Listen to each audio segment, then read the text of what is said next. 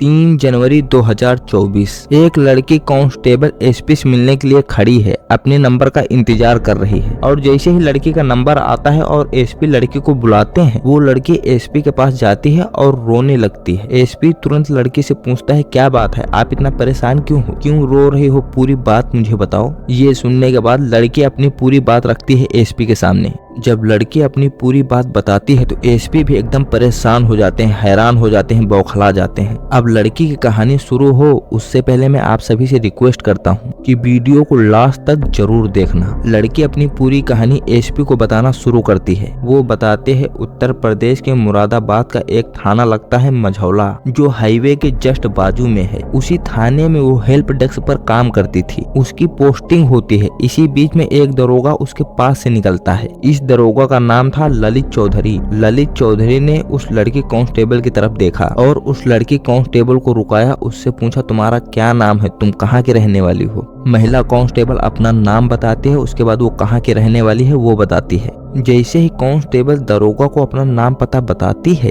वैसे ही दरोगा बोलता है कि आपके गांव में ही मेरा ननिहाल है। ये सुनने के बाद लड़की कांस्टेबल दरोगा से पूछती है अच्छा तुम कहाँ के रहने वाले हो। तो दरोगा बताता है कि मैं आपके अलीगढ़ के नजदीक ही बुलंदशहर का रहने वाला हूँ। दरोगा के मुंह से ये बात सुनने के बाद महिला कांस्टेबल खुश हो जाती है। दोनों नजदीक के रहने वाले थे, इसीलिए दोनों का लगाव सा हो जाता है, दोनों में थोड़ा दोस्ती सी हो जाती है। महिला कांस्टेबल की ड्यूटी रात की थी, इसीलिए दरोगा बोलता है कि तुम रात को घर पे अकेले मत जाना, मैं तुमको चल के छोड़ दूंगा। दरोगा का ननिहाल महिला कांस्टेबल के गांव में ही था, इसीलिए महिला कांस्टेबल दरोगा के ऊपर विश्वास कर लेती है। फिर उसके बाद महिला रात के टाइम दरोगा से छोड़ने के लिए बोलती है। ये दरोगा महिला कांस्टेबल को छोड़ के आ जाता है। फिर महिला कांस्टेबल अगले दिन ड्यूटी आती है, दोनों में बातचीत होती है और फिर रात होती है तो रात को फिर से दरोगा महिला को घर पे छोड़ने के लिए जाता है। ऐसा कई दिनों तक चलते रहता है। धीरे धीरे दोनों में नजदीकियां हो जाती हैं। फिर एक दिन दरोगा उसको अपने घर पे लेके जाता है। महिला कांस्टेबल को घर पे ले जाने के बाद उसके साथ शारीरिक संबंध बनाने की कोशिश करता है, पर महिला कांस्टेबल इस चीज का विरोध करने लगती है। जब दरोगा महिला कांस्टेबल को ऐसे विरोध करते हुए देखता है तो वो महिला कांस्टेबल को कई तरीके के झांसे देने लगता है और साथ में ये भी बोलता है कि हम शादी भी कर लेंगे। लड़की कांस्टेबल दरोगा की कई बात सुनने के बाद वो शारीरिक संबंध बनाने के लिए तैयार हो जाती है और उसके साथ शारीरिक संबंध बना लेती है। कई दिनों तक दोनों में ऐसे ही चलते रहता है। फिर एक दिन लड़की के पेट में दर्द होता है। फिर वो जब चेकअप करवाने के लिए जाती है तो पता चलता है वो प्रेग्नेंट हो चुकी है। लड़की कांस्टेबल ये बात तुरंत दरोगा को बताती है। दरोगा बोलता है ये तो बहुत जल्दी हो जाएगा, तुम एक काम करो बच्चा गिरा दो। दरोगा बच्चा गिराने की दवा लेके आता है और महिला को खिला देता है। दवा खिलाने के दूसरे ही दिन महिला कांस्टेबल का गर्भपात हो जाता है। धीरे धीरे ये सारी चीजें एकदम नॉर्मल हो जाती हैं और फिर कुछ टाइम बीतने के बाद फिर से ये दोनों में शारीरिक संबंध बनने लगते हैं। अब दोनों में लगातार फिर से यही चलते रहता है। कुछ टाइम बाद लड़के के साथ फिर से वही होता है, वो फिर से गर्भवती हो जाती है। दरोगा फिर से वही दवा लेके आता है, उस लड़की कांस्टेबल को खिलाता है और वो दवा खाने के बाद उस लड़के का फिर से गर्भपात हो जाता है। अब पहले के जैसा जब फिर से सब कुछ नॉर्मल हो जाता है,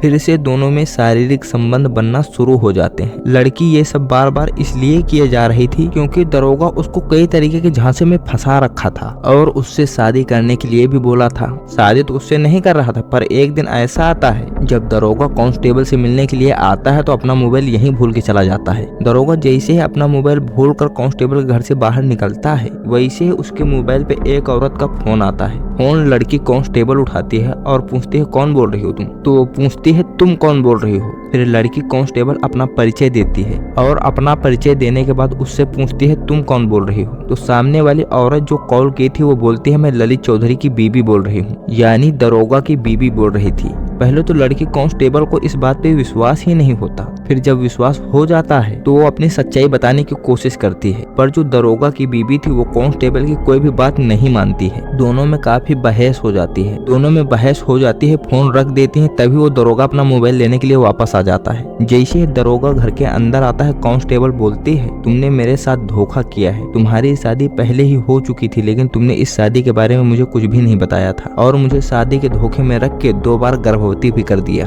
दरोगा और कांस्टेबल के बीच काफी कहासुनी होती है और कांस्टेबल बोलती है तुमने मेरे साथ बिल्कुल भी ठीक नहीं किया। फिर भी कांस्टेबल बोलती है चलो जो भी था हमारे बीच में अब यहीं पे खत्म हुआ, आज से तुम तुम्हारे रास्ते मैं मेरे रास्ते। कांस्टेबल इतना बोलने के बाद वो अपने घर पे अलीगढ़ चली जाती है और घर पे जाने के बाद अपने घर वालों से अपनी शादी करने के लिए बोल देती है। कांस्टेबल के घर वाले कांस्टेबल के लिए लड़का देखते हैं। कुछ ही दिनों में लड़का मिल जाता है और कांस्टेबल की सगाई हो जाती है। सगाई होने के बाद वो वापस ड्यूटी पे आ जाती है। कुछ टाइम बाद ये सगाई वाली बात दरोगा को पता चलती है। दरोगा इस बात से बहुत ज्यादा गुस्सा हो जाता है और कांस्टेबल को मारने पीटने लगता है और बोलता है तुमने मेरे से पूछे बिना सगाई कैसे कर लिया। कांस्टेबल बोलती है तुम शादीशुदा हो, तुम्हारी बीबी है, तुम अपनी बीबी के साथ खुश रहो और मुझे भी अपना जीवन जीने दो। दरोगा बोलता है सगाई करने से पहले तुम मेरे से एक बार तो पूछी होती, मैं तुमसे शादी करूंगा। लड़की कांस्टेबल बोलती है कि तुम ये क्या बोल रहे हो, तुम्हारे तो ऑलरेडी बीबी है, फिर मेरे से शादी कैसे करोगे। तो दरोगा बोलता है नहीं मैं तुमसे शादी करूंगा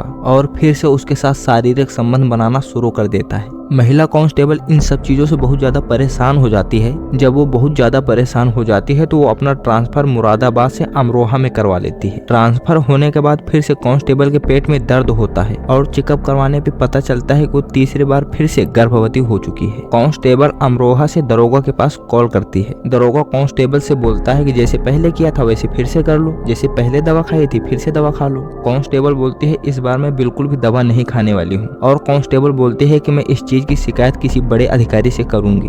दरोगा बोलता है अगर तुम ऐसा करोगी तो मैं तुम्हारे प्राइवेट वीडियो और प्राइवेट फोटो सोशल मीडिया पर अपलोड कर दूंगा और तुमको बदनाम कर दूंगा। कांस्टेबल बोलते हैं इस धमकी से तुम मुझे कई बार डरा चुके हो, अब मैं बिल्कुल भी डरने वाली नहीं हूँ, तुमको जो करना है वो करो, मुझे जो करना है मैं करूंगी। कांस्टेबल की यह बात सुनने के बाद दरोगा बहुत ज्यादा गुस्सा हो जाता है और मुरादाबाद से अमरोहा जाता है और कांस्टेबल के साथ बहुत ज्यादा मारपीट करता है। दरोगा मारपीट करने के बाद फिर से मुरादाबाद वापस आ जाता है। कांस्टेबल कुछ दिन सोचती है वो क्या करे क्या ना करे और सोचने के बाद कुछ अधिकारियों के पास जाती है। वो अपनी बात बताती है पर उसको वहां से कोई भी हेल्प नहीं मिलती है। फिर वो लास्ट में 3 जनवरी 2024 को एसपी के पास जाती है। एसपी ये पूरी बात सुनने के बाद दरोगा के ऊपर बहुत ज्यादा गुस्सा हो जाता है। एसपी तुरंत महिला थाने में फोन करता है और बोलता है कि मैं एक कांस्टेबल को भेज रहा हूँ, इसकी शिकायत सुन के इसकी पूरी कंप्लेन लिख ली जाए। कांस्टेबल जैसे ही महिला थाना में जाके अपनी पूरी बात बताती है वैसे ही पुलिस वाले उस दरोगा, उसके भाई और उसकी बीबी के ऊपर आईपीसी की धारा 376, 323, 313, 504, 506 और SC/ST एक्ट की धाराओं में मुकदमा दर्ज कर लेते हैं। ये केस अभी भी चल रहा है, पूरी तरीके से फाइनल नहीं हुआ है। अब देखो कांस्टेबल को इंसाफ मिलता है या नहीं।